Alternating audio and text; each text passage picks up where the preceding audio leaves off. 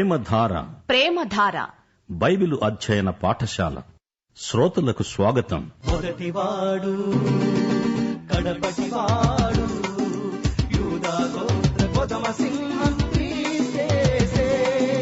మొదటివాడు కడపటివాడు యూదా గోత్ర కొదమ సింహం క్రీస్తేసే.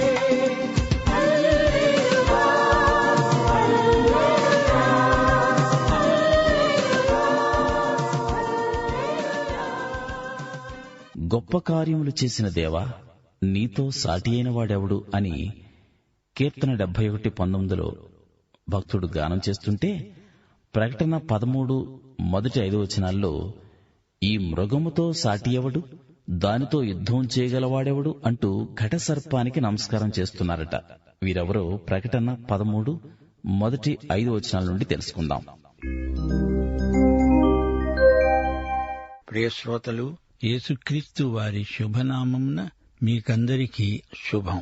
మన వాక్య పాఠ్య భాగం ప్రకటన గ్రంథం 13వ అధ్యాయం 1 నుండి 5వ వచనం వరకు సావధానంగా వినండి. 10 కొమ్ములు 7 తలలు కల ఒక క్రూర మృగము సముద్రములో నుండి పైకి రావటం చూచాను. దాని కొమ్ముల మీద 10 కిరీటాలు, దాని తలల మీద దేవదూషణకరమైన పేర్లున్నాయి. నేను చూచిన ఆ మృగము చిరుతపులిని పోలి ఉన్నది. దాని పాదములు ఎలుగుబంటి పాదముల వంటివి, దాని నోరు సింహపు నోరు వంటిది.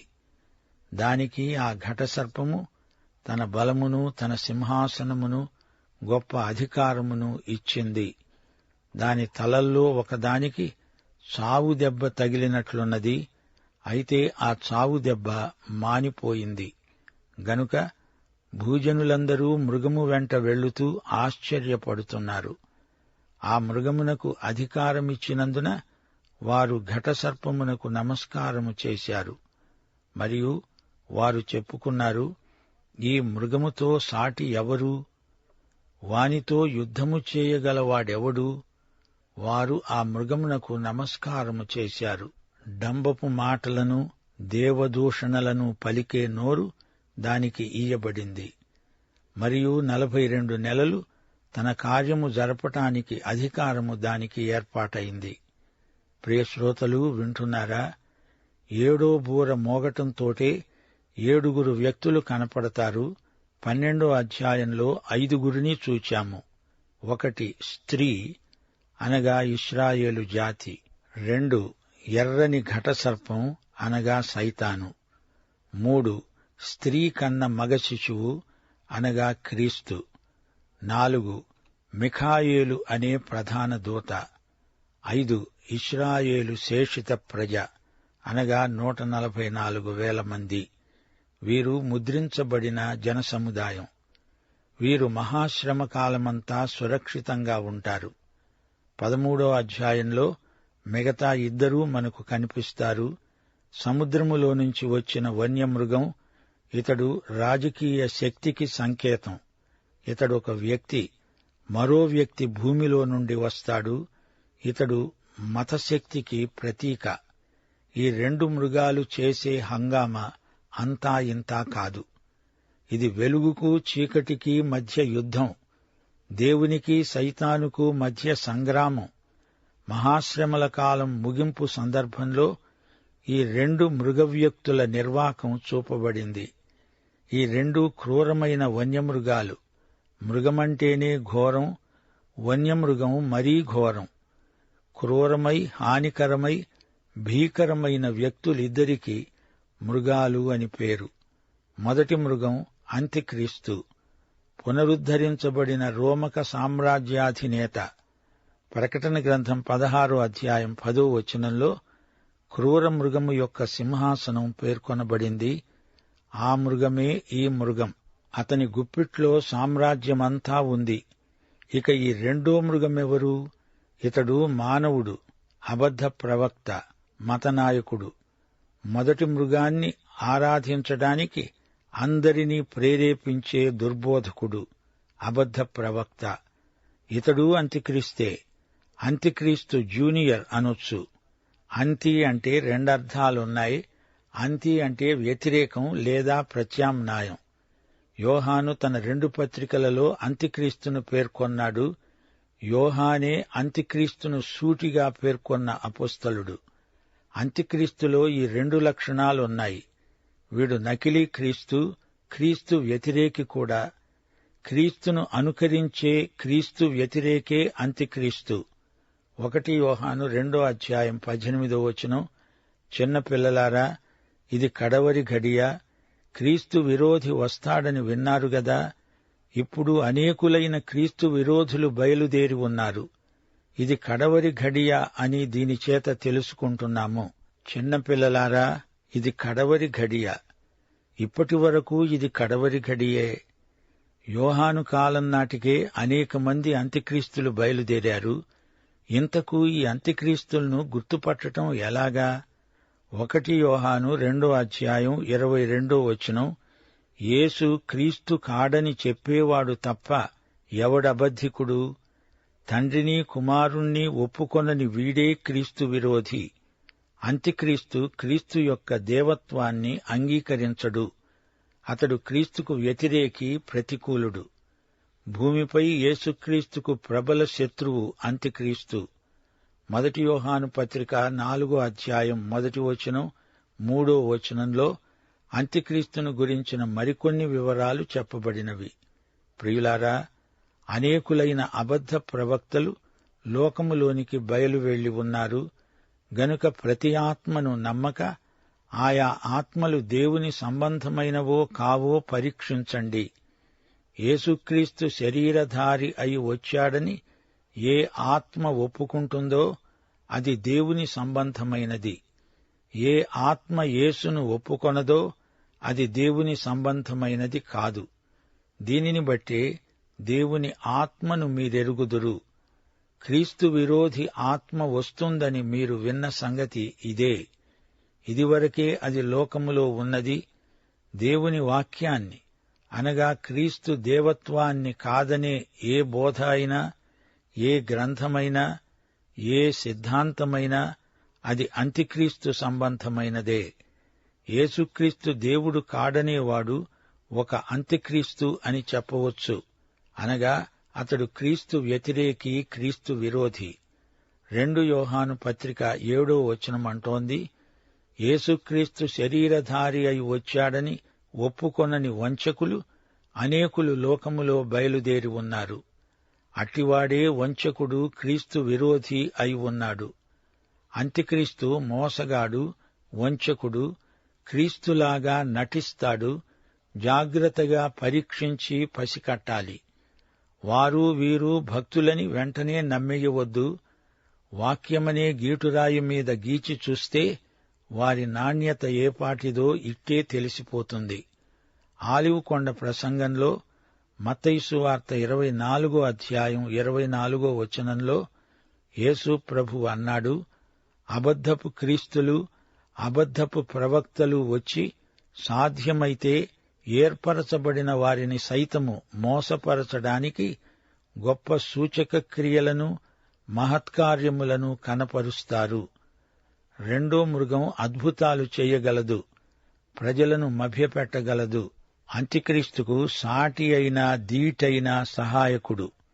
1 మృగం రాజకీయ అంత్యక్రీస్తు, 2వ మృగం మత సంబంధి అయిన అంత్యక్రీస్తు. ఈ మృగద్వయం ఇద్దరూ అంత్యక్రీస్తులే. 2 వ్యక్తులు, 2 మృగాలు. ఇద్దరూ అంత్యక్రీస్తులే అని చెప్పబడింది. ఒకరికొకరు తోడు. సరే, ఇప్పుడు సముద్రములో నుండి వచ్చిన ఈ వన్యమృగాన్ని చూడండి. ఇతడు రాజకీయాధికారము గల వ్యక్తి, క్రూర మృగం. దానికి 10 కొమ్ములు, 7 తలలు. దాని కొమ్ముల మీద 10 కిరీటాలు. దాని తల మీద దేవదూషణకరమైన పేర్లు రాసి ఉన్నాయి.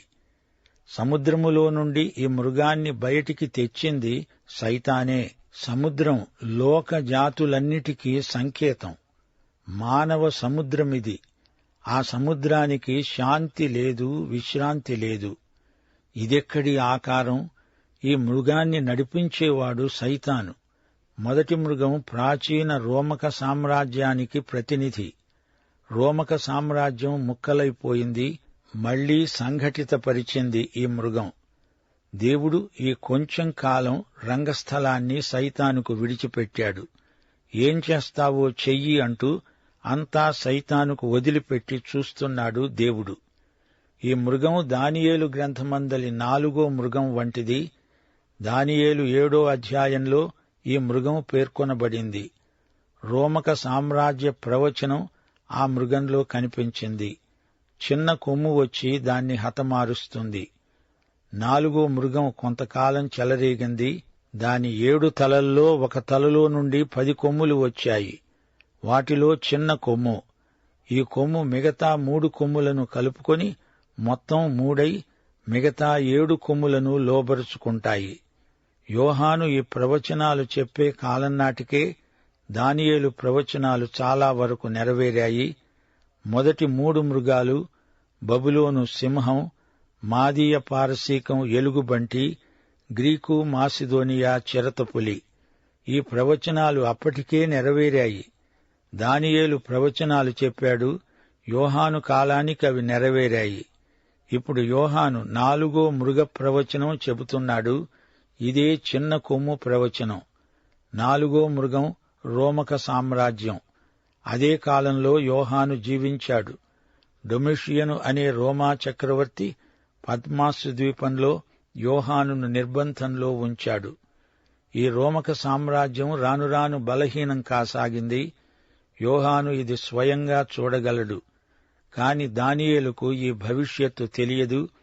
దానియేలు గ్రంథం 7వ అధ్యాయములోని చిన్న కొమ్ము అనగా రోమా సామ్రాజ్యం కాలంలో యోహాను ఉన్నాడు.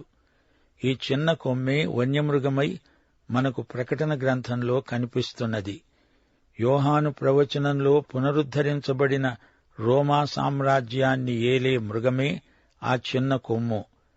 దానియేలు 7వ అధ్యాయంలోని చిన్న కొమ్ము, ప్రకటన గ్రంథం 13వ అధ్యాయంలోని మృగం, ఈ రెండూ ఒక్కటే. ఈ వాక్య భాగం మీకు అర్థం కావాలంటే దానియేలు 7వ అధ్యాయం ముందుగా మీరు అర్థం చేసుకొని ఉండాలి. ఈ వన్యమృగాలు రెండూ ఒకటే. యోహాను ప్రవచనంలోని రోమక సామ్రాజ్యానికి ఏలిక ఈ వన్యమృగమే పాపపురుషుడు. ఇతడే చిట్టచివరి ప్రపంచ నియంత. ప్రకటన గ్రంథం 13వ అధ్యాయం 18వ వచనం ఇదే వాస్తవాన్ని ధృవపరుస్తోంది. బుద్ధిగలవాడు మృగము యొక్క సంఖ్యను లెక్కించనీయండి. అది ఒక మనుష్యుని సంఖ్యే. ఆ సంఖ్య 666. ఇందులో జ్ఞానము కలదు. ప్రపంచ నియంత అయిన మానవుణ్ణి గురించి ఇప్పుడు మనమెన్నో సంగతులు తెలుసుకుంటాము. ఐరోపానంతా ఒకటి చెయ్యాలని ప్రయత్నించిన వారెందరో చరిత్ర గర్భంలో కలిసిపోయారు. అది సాధ్యం కాలేదు. నెపోలియను, హిట్లరు ఆ కోవకు చెందినవారే. మహాశ్రమల కాలంలోనే ఆ నియంత బయలుదేరతాడు అని ప్రవచనం.